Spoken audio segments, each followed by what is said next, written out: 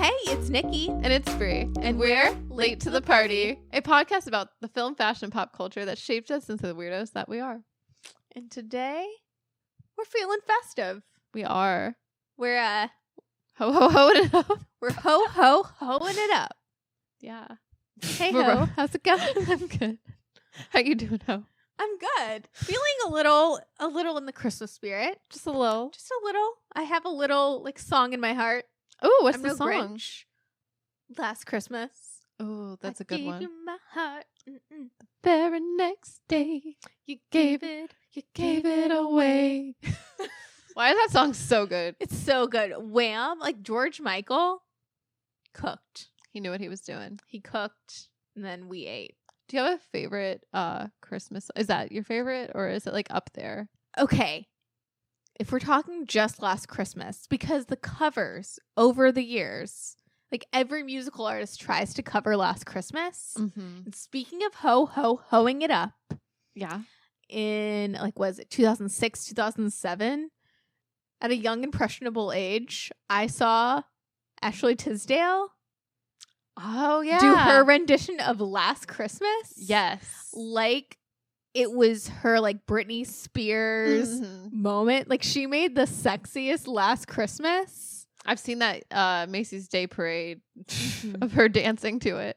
Yes. Yeah. It's a highlight. So that one's up there. Last Christmas by Ashley Ashley Tisdale. Love that. But my favorite, in all seriousness, my favorite Christmas song. It's a hard one. I love so many Christmas songs. I love all the Christmas songs. I know, right? I can't. To all of them? Could that count? What's your favorite? I don't know why, but I really like War is Over. Uh-huh. That one just really speaks to me. I do not like Christmas Shoes. Actually, that one I refuse to listen. Too sad. Mm-hmm. It doesn't put you know what I mean? Like I want a good feeling Christmas song. I want a step into Christmas. Step into Christmas. Mm. Come together. We So- will watch the snow fall. I feel like we're like selling one of those CDs. We are. You know what I mean? Oh like my on those gosh. infomercials. Who The remembers greatest hits. the greatest Christmas hits of all time? I do love Do They Know It's Christmas? Do they know it's Christmas? Yes, that Yeah. one is also it's low key in my head right now. It's on loop. I love the unhinged lyric. Tonight, thank God it's them instead of you. I think Bono sings that too. Yeah, that song's There won't be snow in Africa this Christmas. I just love in the 80s specifically, Mm-hmm. just that energy of that song. Yeah. Because it is very much raising awareness Yes. for starving children in Africa, but Mhm. also in one breath doing that, in the other breath rubbing it in their face, but in a boppy, fun kind of way. Yeah. It's unhinged, It and is.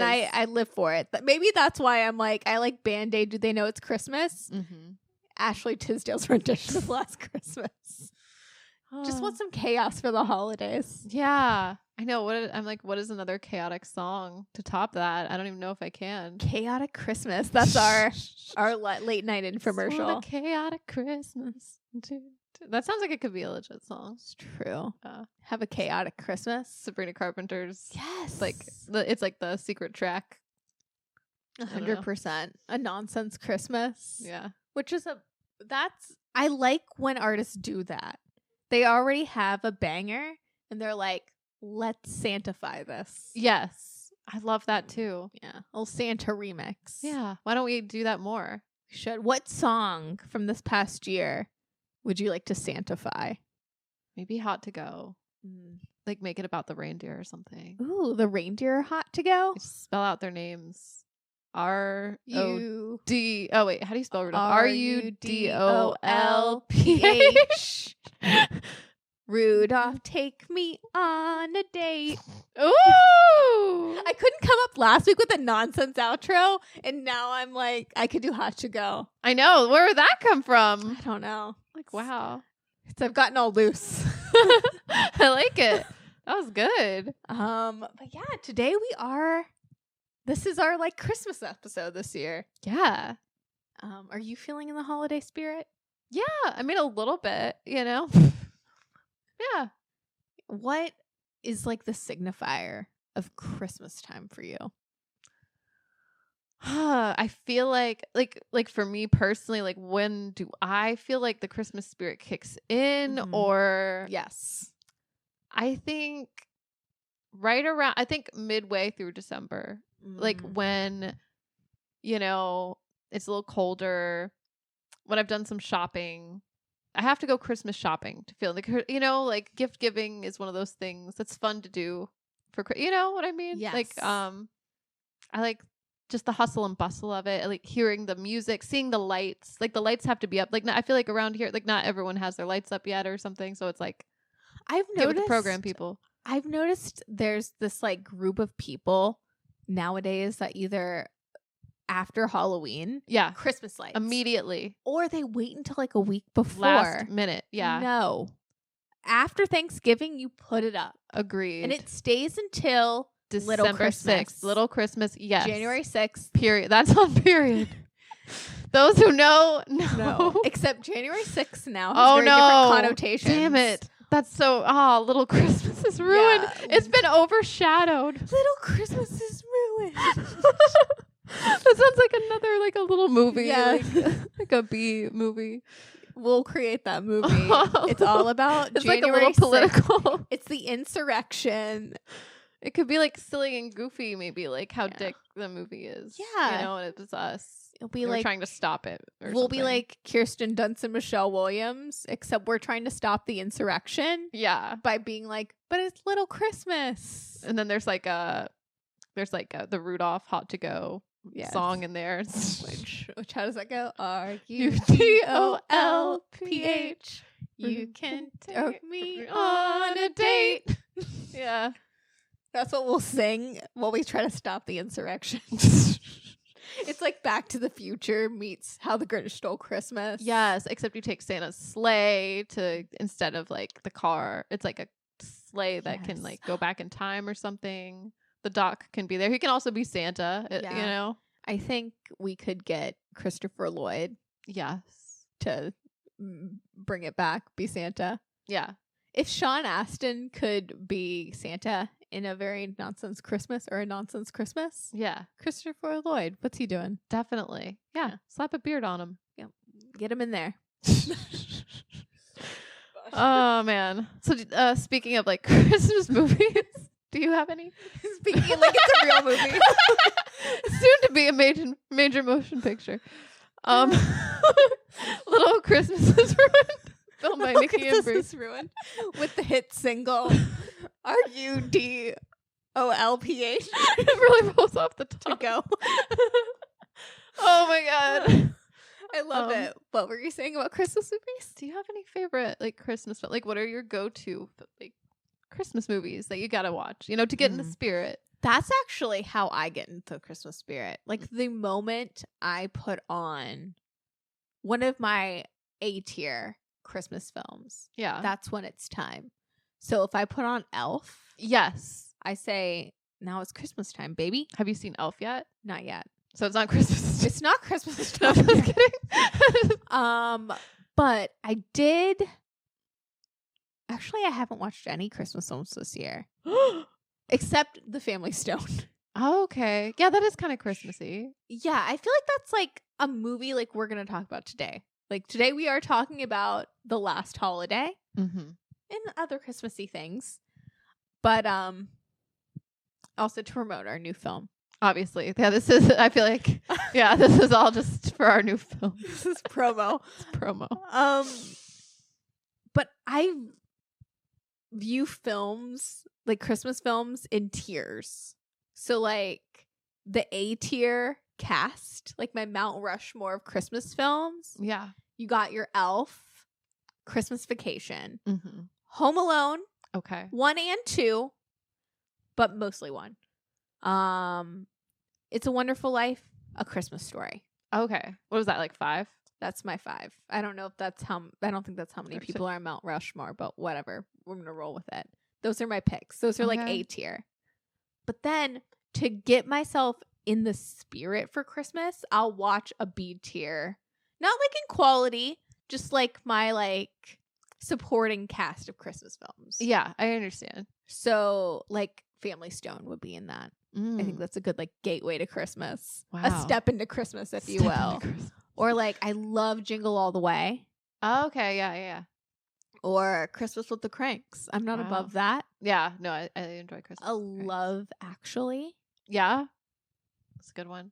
Yeah. I'm surprised Love Actually is not higher, but I guess that's a pretty good list. It's hard to bump it. It's not a classic for me, but I will put on Love Actually. Gotcha. Yeah. What's your like? Do you view Christmas movies like that, or am I crazy? No, I do, and I'm glad you asked because I'm like, this is hard to just put. There are tiers. So in my first tier, I feel like mine's like really traditional in a way, but number one is Elf. For some reason, that is like the one. It's a modern day Christmas classic. Yeah, I love it. It has elements of a lot of my favorite Christmas movies, such as Rudolph, which but I would say It's a Wonderful Life would be 2 for me. And then maybe Rudolph, Frosty, Santa Claus is Coming to Town. So all the old school like animation. I'd like what are they called? Sorry to interrupt. Like not claymation, but they're stop motion. What do I that one guy? Yeah. That animator? Yeah. They're like because you can lump them into one film. Yeah, I know what you mean. It's like what is it? It's like so and so and we'll get to the bottom of it. Hurley and Burley. That sounds correct. No, but who did the animation? Oh, wait. Because they call them so and so films. It's Rankin and Bass. Yeah. There it is. Chuck Bass. Yes, that's what I thought too. Productions. Yeah. Yep, that's it. That's it. So you got them? Oh yeah, so Any they're my others? A tiers. B tier would be probably like Christmas with the Cranks. The Grinch. Because it's like I love the Grinch, but I don't necessarily have to see it every year. You know what I mean? Are you talking animated Grinch or How the Grinch Stole Christmas How with the Grinch Jim Stole Carrey? Christmas with Jim Carrey. Yes. That was a Grinch Carrey. With Grinch Carey. Yeah, no, How the Grinch Stole Christmas is way different. Like the animation's fun and all, but it just there's so much more layers in the Jim Carrey version. I always think like about it way too hard. Even as a kid, I was like, is Jim Carrey naked? Oh, see, I'm not even bothered. I'm like, he's hair. I mean, I don't know. I suspend, I guess, the disbelief because he wears overalls sometimes, and he wears shorts sometimes. He's like a caveman. He's like part human, part I don't know. I mean, there is green caveman. There is something like last week we watched A Nonsense Christmas, the Sabrina Carpenter holiday special. And it got me thinking what I think about a lot of times, like with songs and like Christmas ephemera. Yeah. Santa's a freak. Christmas is a little freaky deaky. The Grinch is a little bit of a freak. So why not have Jim Carrey go lean full into the freak? You're right. Yeah. And Christine Baranski in that film? She was a freak. She was a freak. For the Grinch. Yeah, Dang. That's a Christmas trope we don't talk about. A freak for the Grinch? Like, in all Christmas lore, or modern day Christmas lore, the girlies want to bone Santa. Or they see their mommy kissing Santa Claus. They're talking about like, freaky stuff. Something's going around. Something's happening with Santa Claus. Something's happening. Yeah. In the Grinch too, I think people have Grinch fantasy. A Grinch fantasy. I just, Yeah. Nick, you're wearing green. No, I'm just kidding. I'm wearing green. I have a green ottoman. Green's my favorite color. And I just thought you were a Shrekkie, but you might have a thing for the Grinch as well. If green's your favorite color, if you have a green ottoman, these are all warning signs for the Grinch. This is a PSA. This is how we just sneak. Like we just get what is it? Do an intervention, like a sneak intervention. We sneak up on them. Yes, we gotcha. Do you have any like other Christmas movie picks? Like any like oddball choices? I was thinking about this because it's kind of hard because I feel like I watched so many just like straight up Christmas films. But there's like a subset of people every Christmas that are like Die Hard is a Christmas film. I don't agree. I mean, I've only seen the movie once, but for me, the criteria for a Christmas film is it has to give me that warm, fuzzy feeling, at least a little. Like it has to have something around it that's, you know what I'm saying? Yeah. But if we're talking about oddball recommendations, Polar Express is an odd one. It's the 20th anniversary this year. Is it really? Yeah. Wow. Well, because that one's so uncanny and strange, but it still is kind of cutesy, but also weird. I mean, I haven't watched it in a long time, but I haven't seen it since it came out and I was a child. I have a confession. I kind of liked it for a period of time. And I don't know. It was like a weird, like, it's like, when you're like kind of, I don't know if disgusted is the word, but like perturbed. You're just like, you're turned off by something, you're put off, but you're also like, there's something about it that tickles your brain. You're like, ooh. Like the uncanny valley, like has like a tickle effect in your brain. I think so. I think, you know what it is the world building in that movie was good. Like the train animation was really good. The glowing lights, but then like the faces were really creepy. Very creepy. I at the time, I don't remember thinking it was super creepy because it was promoted as such like a technological advancement. Yes, it was like such a big deal in animation at the time. They were like, this is the best. It's so funny how that changed because I remember when that, speaking of Jim Carrey, that like Robert Zemeckis A Christmas Carol came out and it was also Uncanny Valley and it was a couple years later and I remember watching that in the movie theater and being like to my family afterwards, I was like, no, this ain't good, guys. We got to wrap this up. We can't give Robert Zemeckis that much power anymore. We got to take it back with our dollars. Yeah. So that was also disturbing. Yeah, I think like fool me once. But maybe the appeal of Tom Hanks and like a Josh Groban banger really just set the Polar Express off. I think that's what it was. If Tom Hanks's voice wasn't there, it wouldn't have the same vibe, but it does remind me of like nowadays looking at the Polar Express, it reminds me of, those like those Danny Gonzalez videos where he like does like the knockoff Titanic or the knockoff Ratatouille. Yeah. It does look like that, which is so sad because it was such a technological advancement. It's really sad. Speaking of knockoffs though, I actually like as a kid, I had a really good knockoff. Like it was a Christmas Carol. It was a version of the Christmas Carol. I'd have to do some deep diving to find out like who the studio was, the animated, Yeah. Because it wasn't like Disney and it wasn't the Muppets. It wasn't Jim Carrey. So I'm like, I don't know what it is. It was just something I had on like, I don't know if it was a DVD or what it was, but it was something I watched every year. And that's how I learned about the Christmas Carol was through this. The animation was so good and way better than Polar Express. It wasn't like 3D animation, but it was like nice enough. Wow. It didn't look weird. So shout out to whoever they were. Yeah, I'll have to find it. But yeah, I remember loving growing up like this DVD full of like That's So Raven and Lizzie McGuire and like all those Disney Channel shows. They'd have like Christmas episodes like all in one DVD. That's so cool. I love when like those old well, not old. Oh, I know, but I guess the older Disney, because I don't know what Disney is anymore. That's all I know. I don't think Disney Channel's a thing anymore. Do they even have any? Is it even a thing? I don't think so. Is it defunct? Don't quote me on it, but I think it's defunct. So sad. But I was obsessed with that. And like Garfield Christmas, like old Garfield episodes. I love a Christmas episode in a TV show. Yeah, it's sweet. Any rendition of It's a Wonderful Life in any form, I will eat up like Christmas cookies. Like, no. Yeah. Because It's a Wonderful Life, like Frank Capra created something. Like it wasn't a super success like at the time in 1946. That's crazy. But it is one of those films that's like the most referenced, the most revered, non-hyperbolic, like iconic.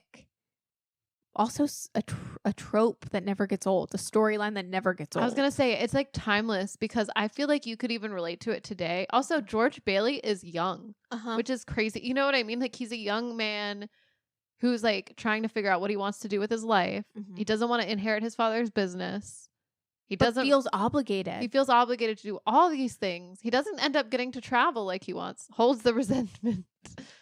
But also, like, his life does impact other people, and he doesn't realize it. I mean, it's such a good movie. It gets me every single time, but I feel like it's crazy how something made that long ago can be so relevant. It is timeless. Yeah. And, like, I don't know, the Potter, whoever that is, you know, like, Oh his my character. gosh. Like, I feel like, yeah, there's people are buying up land all the time. Like, it's relevant. It's just crazy. So relevant. Like, the small business struggle. I'm like, oh, wow. They were on to something. Mm-hmm.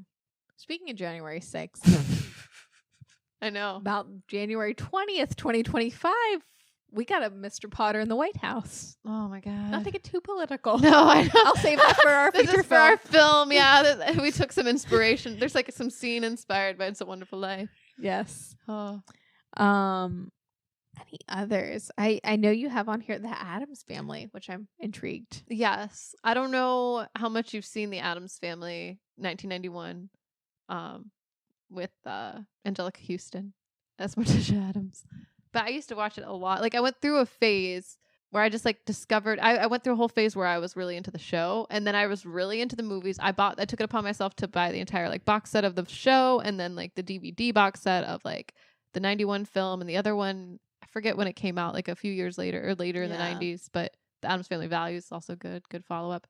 They're both, to me, holiday films. The second one is more of Thanksgiving, but the first one starts out at Christmas because they like dump like, I don't know if they're dumping hot wax. I'm not sure what they dump on top of the carolers. They're like singing Merry Christmas. It's kind of evil, actually, but it puts me in the Christmas spirit. But it's, you know, like, Love it. It's around that time. It's the cozy season. Oh yeah. You know, it's about Time family for for Christmas when you pour hot wax on the carolers. Yeah, I mean, they're at least a family. You know what I mean? They're odd, but Christmas is about the family. yeah. It's all about the family. So that one I would say is an oddball. Also, Violent Night came out a couple years ago with gosh, what is his name? David Harbour. Yes, David Harbour, as Santa. That was actually really good. I thought it was very entertaining. I'm so sorry. I believe I blew you off seeing Violent Night so I could see Avatar: The Way of Water. Oh, okay, but you enjoyed that, right? I You said loved it was it really good. so much. So that's I okay. was a James Cannon head for like a couple months. Yeah, I mean, I'm not mad at that. But was it good? It was actually really good. I was surprised. Like, it was entertaining. It was violent. It was campy, kind of cheesy at times. Yeah, and like the bloody stuff. It wasn't like really like gross and gory. Like, it wasn't really scary. Like, it was just kind of intense and funny. I love a slightly mean-spirited holiday film. Yeah, that's Like, what it was. I love Jingle All the Way with Arnold Schwarzenegger and Sinbad. Uh-huh. So good. Rita Wilson, the late Phil Hartman. Just a mean-spirited holiday film. It's so fun. Shout out to my boy Turbo Man.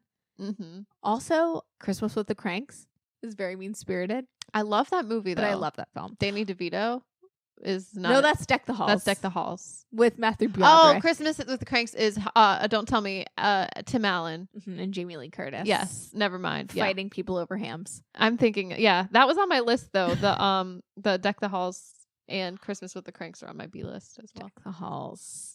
What else? Oh, Home Alone. My favorite mean-spirited Christmas film because it has a heart at the end. That's one of my favorite films of all time. So yeah, I feel like these movies, like, I feel like I have to have heart to be a Christmas film, is my opinion. Mm-hmm. What about Eyes Wide Shut, Nick? You have that on the list? With a question mark. I don't know if it's a Christmas film. I'd have to rewatch it. To be honest, it's one of those films I've really wanted to rewatch because I've heard sprinklings throughout the internet as of late where they're like, is Eyes Wide Shut a Christmas film? Eyes Wide Shut. I don't remember the Christmas elements except the lights. Right. And then it's, takes place around that time. Tom Cruise wears pea coats, but I don't remember. I think I'm due for an Eyes Wide Shut Christmas rewatch. Yeah. To fully eyes wide investigate. open. You need to have your eyes wide open to analyze Eyes Wide Shut. As a Christmas film. Spider-Man 1, the Sam Raimi one, is a Thanksgiving film. That's nice. It's nice to have Thanksgiving film. Yeah. But speaking of like films with a heart, Yeah. we rewatched The Last Holiday. I love this film. Loved it. The 2006 Queen Latifah joint. I love Queen Latifah. Underrated movie star, Yeah. if you ask me. I'm captivated every time I see Queen Latifah on screen. I love her. I love her in like a film like this. This is probably my favorite Queen Latifah role. Because it's all her. It really is. This film like hinges on her. It's so funny in the Roger Ebert review of Last Holiday, just like how much he hammers home that it's like, it's her. So in his review for the Chicago Sun-Times, he says this film takes advantage of the great good nature and warmth of Queen Latifah and uses it to transform a creaky old formula into a comedy that is plain lovable. To describe the plot is to miss the point, because this plot could have been made into countless movies not as funny and charming as this one. All depends on the Queen, who has been known to go over the top on occasion, but in this film finds all the right notes and dances to them delightfully. It is good to attend to important cinema like Syriana and Munich, but on occasion we must be open to movies that have more modest ambitions. They only want to amuse us, warm us, and make us feel good. Last Holiday plays like a hug. It does. It really feels like a hug watching. And that's our episode. No, That's it. We're just gonna hold the space. Yeah. Yeah. But it's so true. I love Queen Latifah in like Bringing Down the House. Okay. I haven't seen that movie in so long. I quote that movie every single day. Yeah. You straight tripping, boo. Oh yeah, that's what she says. Yeah. That's what Eugene Levy says. Oh, that's what he says. Oh yeah. Mhm. See, and that's why I need to see it, because Eugene Levy, like, that's such a funny dynamic, Eugene and I love that. Levy, Steve Martin. Mm. You'd love that film. I think that's a I know I Brie film. would. I feel like I would. That feels like something I dreamed up. It is. I swear it is. But Queen Latifah is always good. She's always captivating. But this is like the film that, like you said, she's the lead of. She gets the most screen time. Mm-hmm. But it's like the director or like something about this film like loves like shows Queen Latifah in like the best light. Like gets her to just like, I don't know if it's just like her persona or who she is as a person. It's, I think Ebert even says that in his review. It's like either here nor there if that's like really her or not. But yeah, she just really gets to own this whole entire film and act the crap out of it. I love it. During the holiday season, it's in my B tier. It's like, it's the only film that matters starring Queen Latifah. Yeah. Except Chicago, to me, is a Christmas adjacent film. Yeah? Maybe just because it came out during Christmas like season, but that and The Hours to me fall into like The Hours. You know what's Christmas adjacent. You know what's Christmas? What? Carol. A Christmas Carol. A Christmas Carol. Why aren't we doing Carol? I don't know. It just came to me. The reds and the green. Like, it happens around Christmas. Why aren't we doing Carol? And her name is Carol, for goodness sakes. Rooney Mara. It is Christmas. Yeah. They wear Christmas hats. That's right. I don't know why I'm just not. But you mentioned The Hours. Mm-hmm. Well, next Christmas, we'll have to watch Carol. We will. Yeah, have a Christmas Carol. We'll have a Christmas Carol. Yeah. It's not too late. It might just be in January. Yeah, actually, yeah. Well, we'll put a pin on that. We'll think about that. We'll workshop that. We'll in our workshop. It's a good one. But so the plot of The Last Holiday, even though Roger Ebert says doesn't matter. So the discovery that she has a terminal illness prompts introverted saleswoman Georgia Bird, played by Queen Latifah, to reflect on what she realizes has been an overly cautious life. So Georgia withdraws her life savings and jets off to Europe, where she lives like a millionaire. Upbeat and passionate, Georgia charms everybody she meets, including renowned chef Didier, played by Gerard Depardieu. And the only one missing from her new life is her longtime crush, Sean Matthews, played by Ladies Love Cool James. Where does the last holiday fall in the Christmas rotation? Okay, I'm sad to say, I know, as much as I've just talked up this film, like, I've only seen it like maybe 3 times now. It's probably like the 3rd time, but it had such an impact, you know. Mm-hmm. I've only really watched it on TV. Same. So if it's on TV, I'm definitely gonna watch. I'll be there. But I don't know. I don't own it. I don't know why. It should be in the rotation more, especially after watching it this time around. This film is also a film that I've only ever seen, apart from this viewing, on television. Yeah, I feel like a lot of people don't talk about this film. It's an underrated gem. Underrated gem. Right. No, it really is. I love it. There's so many elements that are very reminiscent of It's a Wonderful Life. Yes. Especially like the way it resonates with me every time I view it. It does give that like Christmas ending that you were talking about with this film. Like, it's pretty rare that we see Queen Latifah as like a wallflower. Yeah. So that adds an element to it. Right. Georgia, who she's like a little insecure, like to a degree, like, or at least at first, like meek and dreams about these big things. Like, she has this, what is it Book called? of Possibilities. Yes. Yeah. I love this. She is manifesting like the whole time. She really manifests this whole experience. Did you think about our vision board nights? Yes. It's so crazy how we've been like vision boarding so much lately. And just, I'm like, wow, what is the universe trying to tell us? We got to start putting like LL Cool J's face taped on different people's bodies. What I find really crazy about the cross promotion for this film is I didn't realize. So in this like one of the things, she has this possibility book where it's like all her hopes and dreams, who she wants to like marry and where she wants to travel and what she wants to cook. Like George has the to food cook. She wants to eat. Yeah. And one of the first scenes we see that really did resonate with me was Georgia makes, like, she's obsessed with Emerald Lagasse. She's bamming all over the place. Yeah. Bam, Bam, bam, bam. And she's making like this super like Food Network Emerald Lagasse recipe. And it turns out in the scene that it's for her little kid neighbor. Yeah. And then she goes and heats herself up a lean cuisine because she's on a diet. I looked at that and I'm like, wait a minute. After you spent hours making this delicious, beautiful meal, you're not even going to try a bite? Like, it's nice to share your food, but I'm like, wow, she's really restricting herself. And I get she's on a diet, but like, honestly, I didn't think about that at first. I was just kind of like, as a foodie, I'm like, I don't know. Wouldn't you want to try that? Like, if you're obsessed too with this one, like cook, you know what it made me think of? Julie and Julia. Yeah, I thought about that as well. I'm like, she's like Julie. Emerald's her Julia. She's like following along on the TV.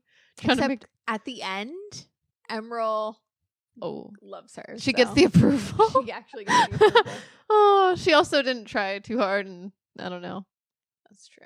She didn't call Emerald Lagasse a bitch in her blog. This is a no. But no, I really resonated with it as someone that like thinks about what they eat. Yeah. Every second of the day, and like it's all time consuming. And you know, one time I was like just talking to my aunt, and she was like, my biggest regret in life is worrying about that stuff because it didn't change anything. And I feel like this film is kind of it has the same sentiment in a way. It's like, especially with that kind of stuff, it's like Queen Latifah's character Georgia, you know, has all these big hopes and dreams, but she's like working in her like retail job.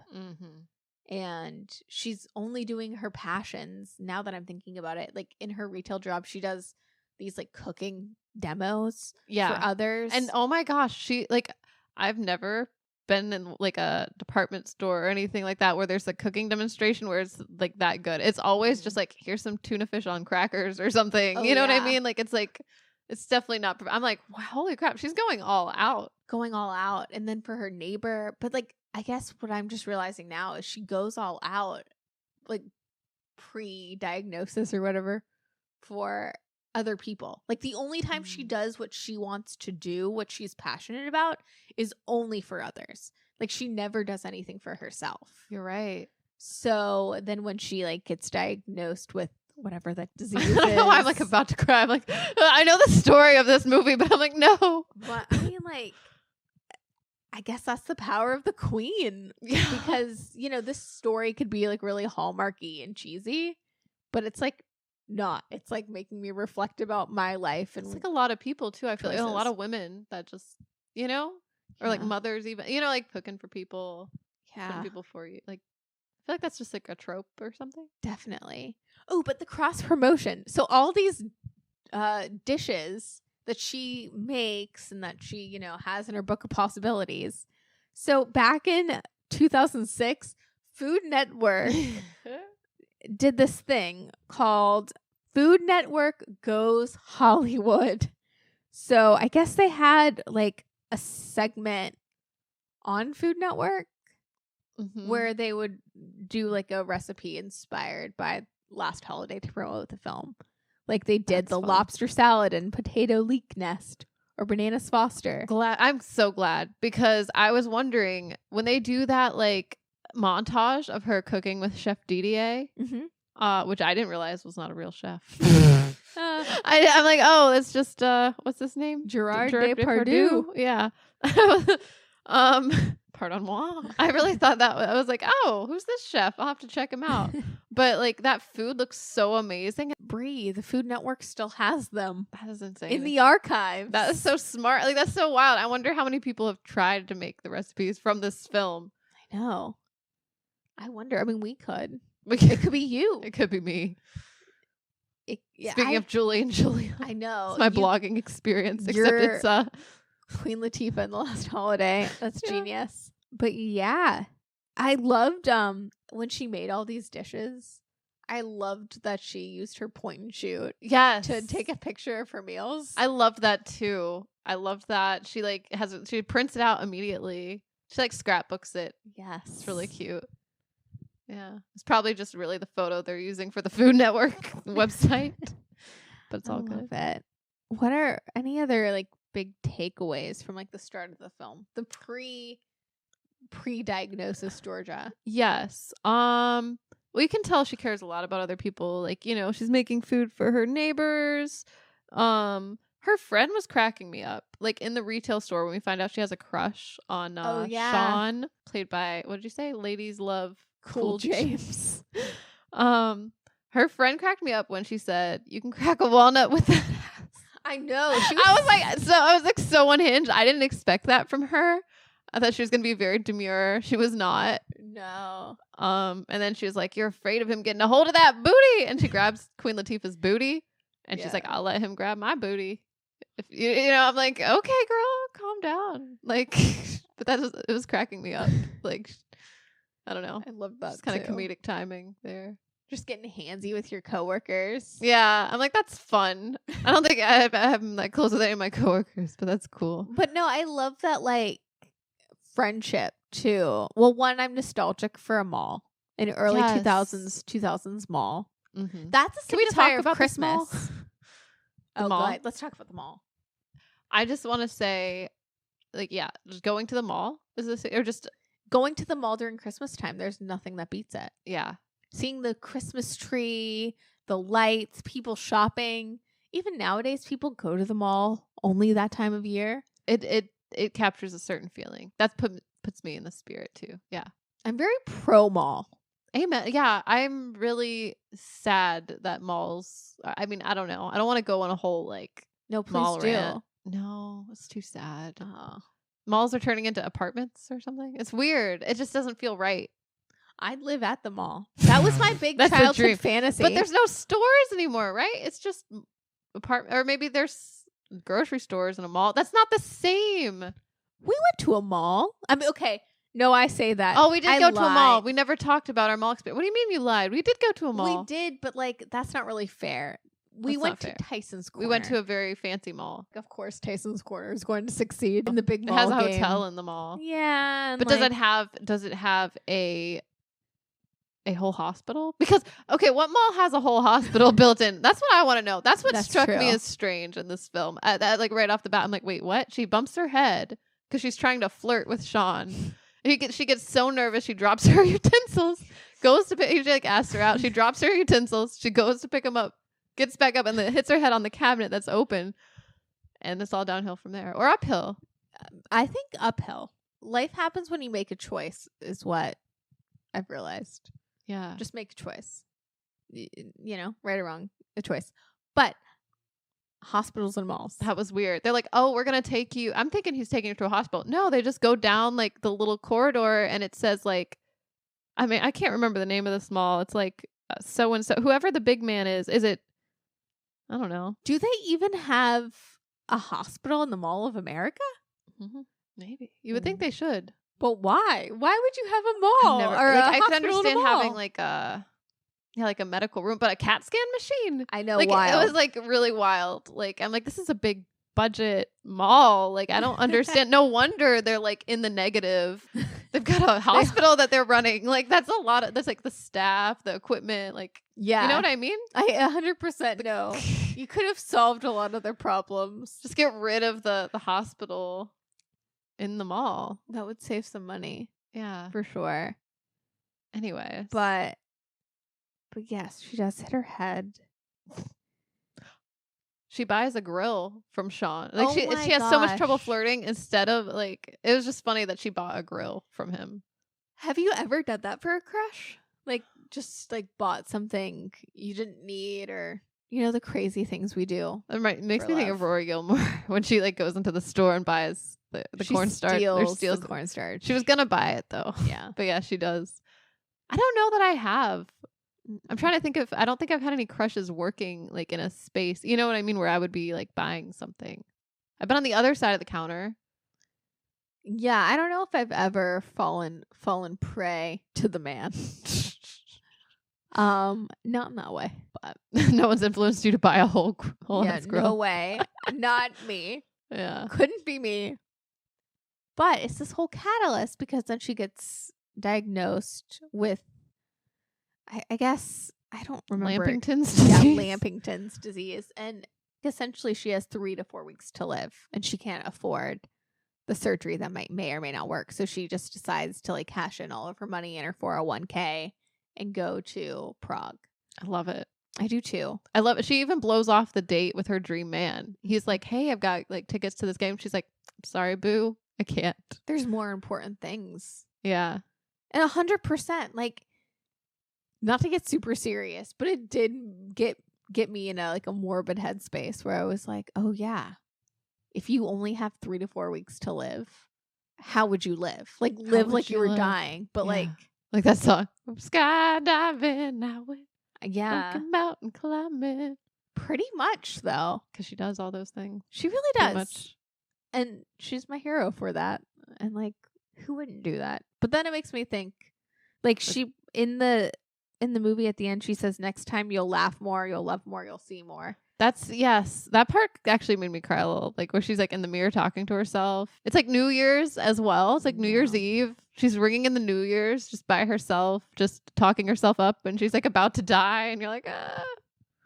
It's, you know what movie I watched the other day too, which is a great New Year's film, which maybe last holiday is more of a New Year's film now that I'm thinking about it. But another great New Year's film is Moonstruck. Yes. And there is a slightly similar sentiment, like about just like doing what your heart truly desires. Yeah, like why wait? Yeah. And when you realize something, like, or why settle? Yeah. Yeah. Why work somewhere that teaches you like, I love when she just like storms out and tells off that Damien dude or whatever his name is. And like breaks his flip phone. And he's like, that was $400. Like that made me laugh out loud thinking of a $400 flip phone. I know. Crazy times. I'm like, is he serious? Yeah. And I just love like when she goes to this hotel, how because she's like a genuine kind person, but also like she just has the confidence because she has nothing left to lose. But she charms every like single person she interacts with at this hotel, and she makes like great relationships with the staff and, you know, the patrons, and, you know, she gets to meet Chef Didier and he loves her. He is actually in love with her. Secretly, maybe not so secretly. He's trying to charm her. He's trying to riz her up. I feel like he's laying it down. So is Giancarlo Esposito, whoever that his character's name is. I know, right? He's like a senator in this. He's like really like trying to vibe with her. She's not like, she's vibing with Chef DDA, but she's not like, I think they just have food in common. You know what I mean? They have like, I don't know, their energies kind of match. And it's so crazy though, because it's like she like looks up and idolizes Chef DDA and puts him on this high pedestal until this moment in her life happens. And like she's like now friends with him, and she gets to like hang out with the senator, and like there's no class system anymore. Yeah. Because she has nothing left to lose. And it is almost like, it makes me think about, not to get way too deep, but it's like, oh, if you don't have that fear of this like made up hierarchy or this weird, like if you're just yourself, then, you know, like she was always so worried about like showing her cooking skills and like talking to people like that. Yeah. You know, making those connections. But he loved her. She's getting to like meet her idols, and like they love her infectious energy. Except that one hater. What's his name? Oh yeah, the one think I would have wrote it down. Hater. There's like, oh, Mr. Cragen. Yes, he's the one. He has like all these like life advice, like how to get rich quick, self-help tapes or something that he's. Yes. And he has like a magazine that he's promoting or something. He's like such a hater. He's like in charge of the department store, and he is shook. He's shaking in his boots when she's around. It's just like so funny. He's insecure about her, and she spent her whole life being insecure and working for the man. I do love that, like the tables turning. Gaslight, gatekeep, girl boss, but do the exact opposite of that. Yeah. Share, be nice, quit your job.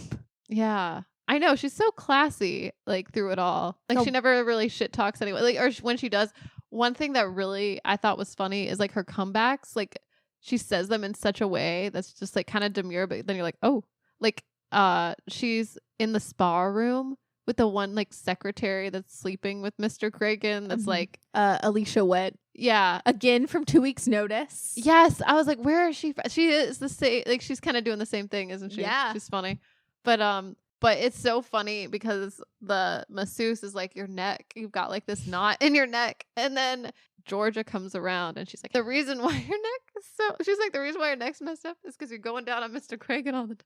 Like, it's just so funny in front of like all these people. Like she puts people to shame, but in such like there's so much truth in what she says that no one can clap back at her. Yes. And it just gets silent, and then it's awkward, but like not for her. And she just like kind of smiles and walks away. And it's so funny. Because I feel like in real life, when do we ever just say things like that to people? You know? You have nothing left to lose. We have nothing left to lose. Queen Latifah is the great, like every woman, too. Yeah. It's just like most of us would say something like that. And it probably wouldn't come off as bitchy or catty if you had nothing left to lose.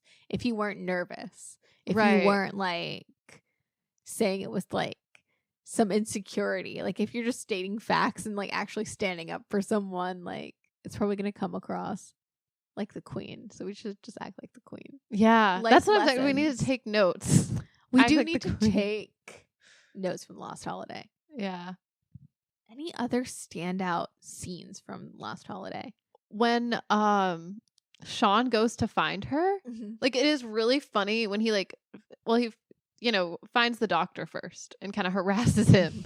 He like shakes the information out of him, and then he goes to George's house and then runs into her, the kid, her neighbor, and he's like, hey, do you know where she is? Blah, blah, blah. And then they find the book of possibilities, and he's flipping through and sees his face pasted on there. And it's so funny because like on one hand, it's like, that's kind of scary. Yeah.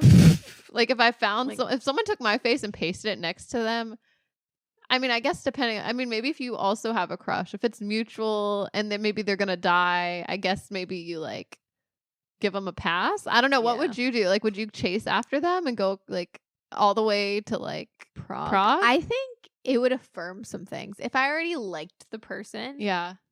And they had 3 to 4 weeks to live, I might interpret it a different way than if they didn't have those circumstances. Yeah. Like, yeah. I just think serial killer vibes in general. However, he already cares about her enough to shake the man down. That's true. then it just gives him a green light to go for it. That's true. We also don't know how long they've worked together because she's Yeah. been at that store for at least 10 years. Yeah, we don't know their ins and outs. Yeah. But it's interesting looking at it from that lens because I never interpreted when I was seeing it on TV all those times. I never thought about that. I just assumed like they just met or she was like such a creeper.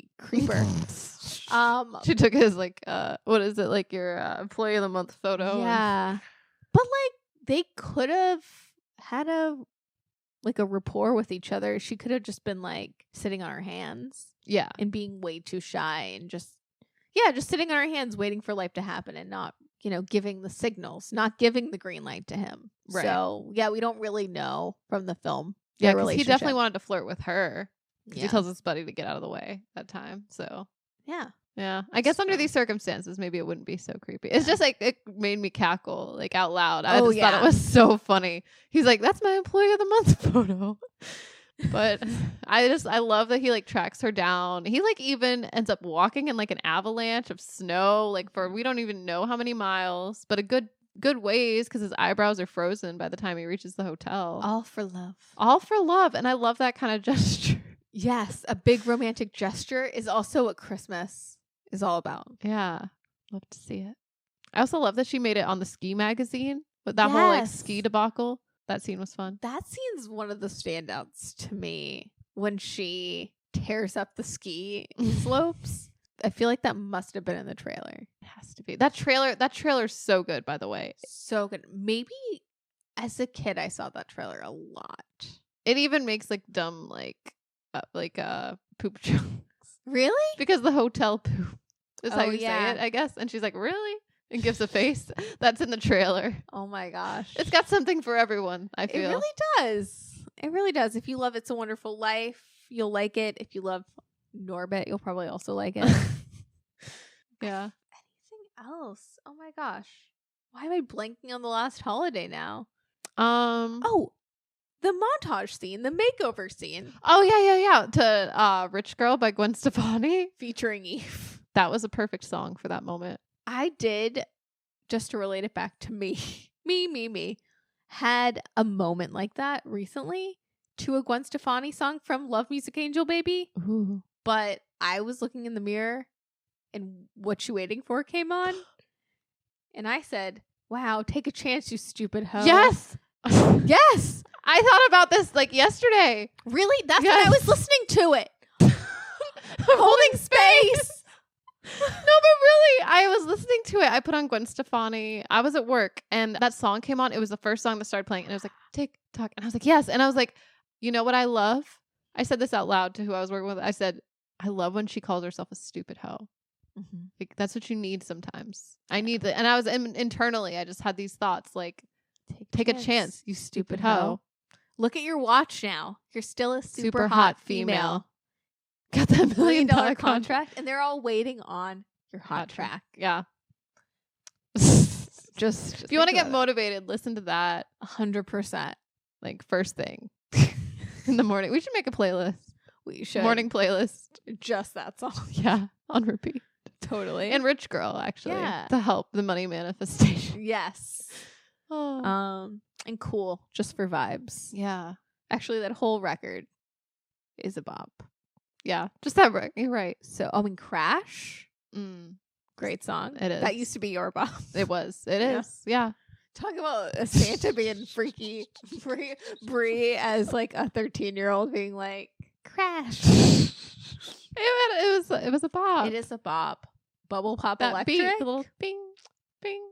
I love it. The only reason I know how to spell bananas or know who Mario Andretti is because of Gwen. Bring back No Doubt. Come on. I know. Come on now. That's what I'm saying. What you waiting for? What you waiting for, Gwen Stefani? TikTok. Bring back No Doubt. Yeah. That's all we want. Another song with Pharrell. Yeah. You know? That'd be cool. Another diss track aimed at Courtney Love. Teach us how to spell a new word. Yes. I wanted to teach us how to spell. Yes. But any final thoughts on last holiday? Because I was Like, this is going in the Christmas rotation. Yeah. Full stop. Definitely. I'm definitely adding it. I loved the references to It's a Wonderful Life. You know, they even had like a ledge, like a scene where someone's on a ledge. Yeah. I mean, she wasn't on the ledge, but it's funny. It's like reversed a bit though, because it's like the rich man is the one that might jump. Mm-hmm. So I thought that was kind of interesting. Yeah. And it made me think of like there's a quote in the movie It's a Wonderful Life where he says like rich is the man who has the most friends. I think that's what Clarence the Angel says, right? Yes. And that's just what made me think of, because she makes all these friends along the way. And she's Yeah. really, even though, well, she does end up being rich in a way because she gambles a lot and is very lucky. But she has nothing left to lose. And when you're operating from that space, not to get too woo woo, but like when you're operating from the space of having nothing left to lose, no like inhibitions, nothing, like you're free from all these worries that society and yourself put on you and all these burdens. She was able to live her life to the fullest and make an impact on others, impact herself, and life opened up for her. Yeah. The possibilities, they became realities. That's what got me at the end, where the book of possibilities became realities. I was like in shambles. Yes. Oh. I don't know if I'll ever recover, but I am oddly and utterly inspired. I am inspired too. I'm like, oh my God, we need to make possibility books. Like more. I know we like make. I still definitely want a vision board. But maybe instead of a book of possibilities, we just make them our realities. Yeah. Why wait? Why wait? That's the lesson. That is. You can't wait. Also, don't work retail for too long. No. That's what one of the takeaways. I'm like, don't especially work for the longer. man. Yeah, just don't. Damn the man, save the empire. Yeah. We'll see you next week. Thank you for listening. Bye. Bye.